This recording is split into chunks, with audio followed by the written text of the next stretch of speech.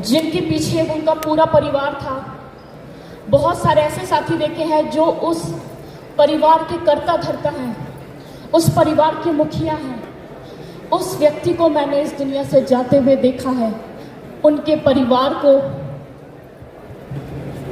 उनके परिवार की पोजीशन को तहस नहस होते हुए देखा है।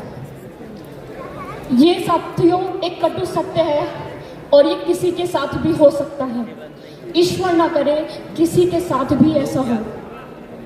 आज हम आपके सामने, मैं मानती हूँ सर, किसी इंसान की जगह कोई नहीं ले सकता, लेकिन उस इंसान के बाद जो सबसे ज़्यादा ज़रूरत उस परिवार को पड़ती है सर, वो पड़ती है पैसों की, फाइनेंशियल सिक्योरिटी की, इकोनॉमिक सिक्योरिटी की। आपका कोई कितना भी प्यारा है, कोई कितना भी अजीज है, वो आपकी एक दिन फाइनेंशियल रूप से मदद कर देगा, 2 दिन कर देगा, 1 महीना कर देगा। अगर पूरी जिंदगी की बात करूं तो कोई नहीं कर सकता सर। मैं मानती हूँ सर, आरसीएम उस व्यक्ति की जगह कभी नहीं ले सकता, लेकिन आज आरसीएम फाइनेंशियल सिक्योरिटी के रूप में हजारों परिवार में इनकम दे रहा है, सिक्योरिटी दे रहा है। आज मैं आपके सामने इस देश की कुछ ऐसी कहानियों को लेके आ रही हूँ जिनके मुखिया, जिन्होंने आरसीएम किया था और आज इस दुनिया में नहीं है।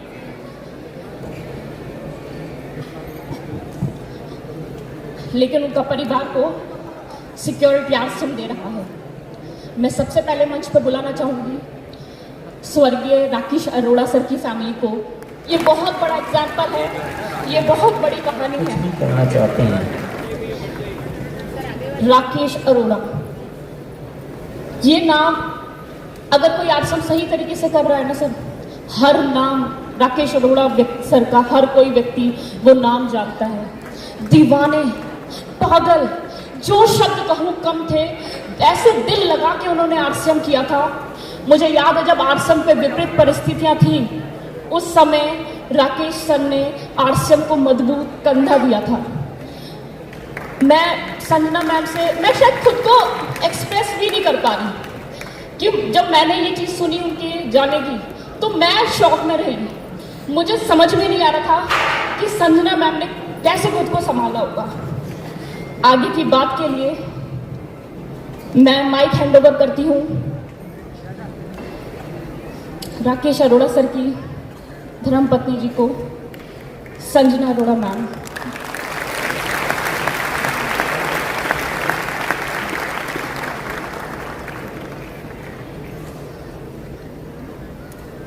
जय आरसीएम।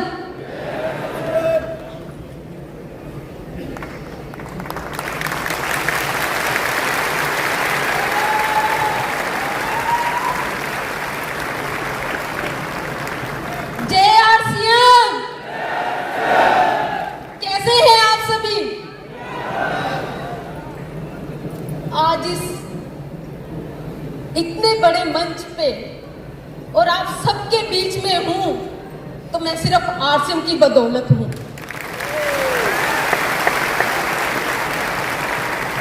नाम संजना अरोड़ा, पंजाब जलंधर से। मैं एक एजुकेटेड रिच फैमिली से बिलोंग करती हूं और इस आरसीएम को हमने किया नहीं, जिया है। और इस बिजनेस को हमने, मेरे हस्बैंड मिस्टर राकेश अरोड़ा जी ने और मैंने मिलके किया है।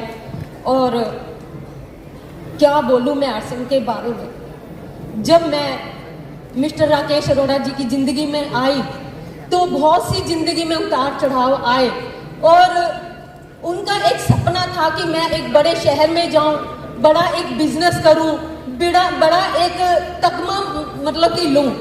तो हम भी जींद के रहने वाले हैं और हम उस शहर को छोड़कर बड़े शहर में हिसार में आ गए। हिसार से लुधियाना, लुधियाना से जलंधर, मतलब कि जितने शहर हमने बदले उतने काम हमने बदले, लेकिन कहीं से सफल नहीं हो पाए। जब हम फिर लुधियाना में आए तो हमारी ज़िंदगी में आरसीएम आया और आरसीएम आया तो हमने दिन पर रात एक कर दी। ना आंधी देखी, ना तूफान देखा, ना दिन देखी, ना रात देखी। हमने आरसीएम को दिल से किया, दिल से सींचा इसको। और आरसीएम जब हमारी जिंदगी में आया तो हमने इतनी दिल से शिद्दत से किया, तो पहला चेक हमारे को 1300 कुछ का चेक आया और हमारे को विश्वास हुआ कि ये बहुत कुछ दे सकता है। हमने फिर इतना काम किया, इतनी दौड़ धूप की कि हमने दूसरे ही महीने हमने रॉयल्टी और चौथे महीने टेक्निकल का अचीव किया।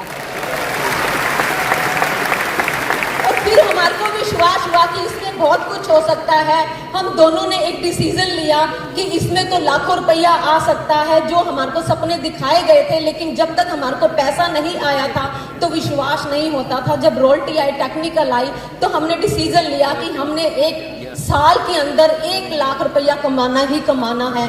तो फिर हमने दिन पर रात एक किया और 9वें महीने 1,12,000 का चेक लिया।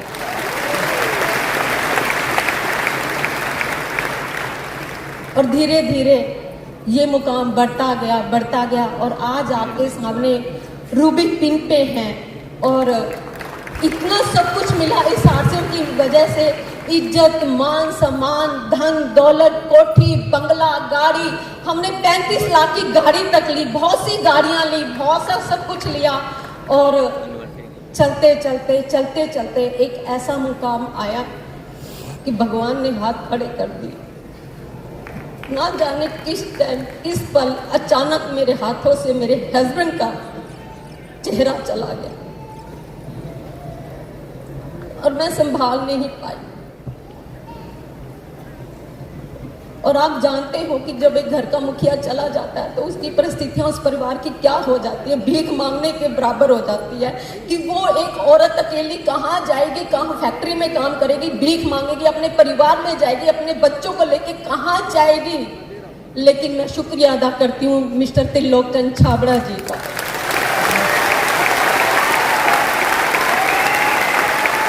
जिन्होंने ये आरसीएम बनाया और जीरो से हीरो बनाया और आम इंसान को खास बनाया।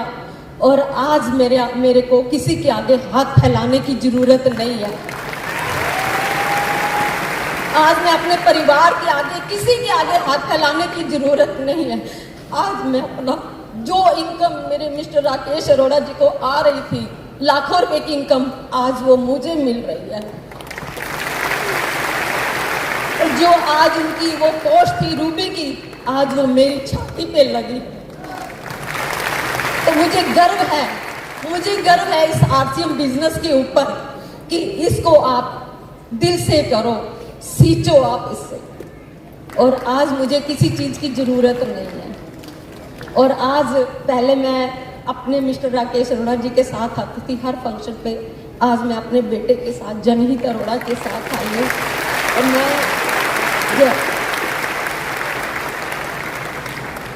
जय आरसीएम,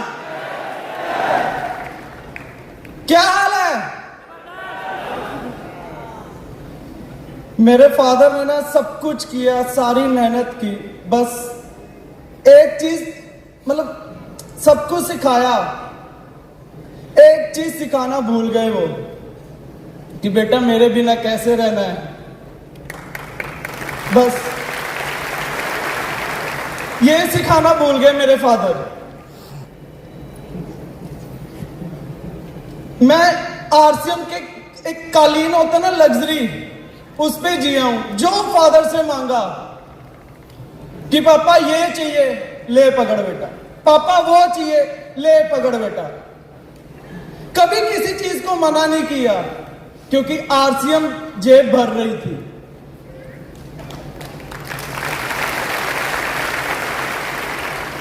पापा को बोला, पापा कॉलेज शुरू होने वाले हैं, स्पोर्ट्स बाइक निकलवानी है 10 लाख की, ले बेटा।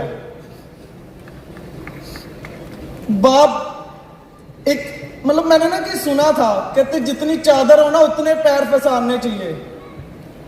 शायद कहीं ना कहीं मेरे अगर फादर की चादर छोटी भी पड़ गई ना, उन्होंने जो उनकी शर्ट थी ना, उस धागे से वो चादर बड़ी कर दी।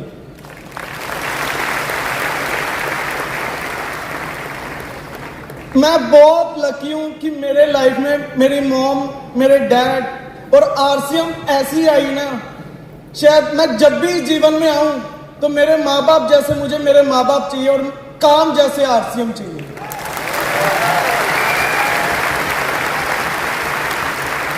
नहीं तो भगवान मत भेजियो यार, नौकरी तो मेरे से होती नहीं क्योंकि कालीन पे पैदा होया हूं मैं। जो मांगा वो मिला है।